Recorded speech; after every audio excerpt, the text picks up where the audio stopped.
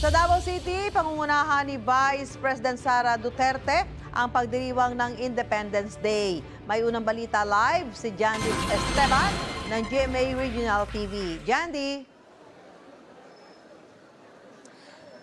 Yes, Susan, mahigpit na seguridad ang ipinatutupad dito ngayon sa Rizal Park, sa San Pedro Square sa Davao City para sa pagdiriwang ng Araw ng Kalayaan.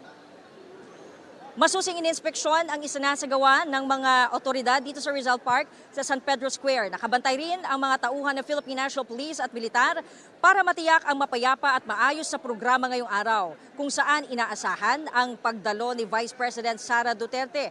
Nakahanda na rin ang mga bulaklak na iaalay sa monumento ni Jose Rizal bilang simbolo ng pasasalamat at pagbibigay pugay sa mga bayaning nagbuwis ng kanilang buhay para sa kalayaan ng Pilipinas. Susan, inaasahan na magsisimula ang programa alas 7:30 ngayong umaga.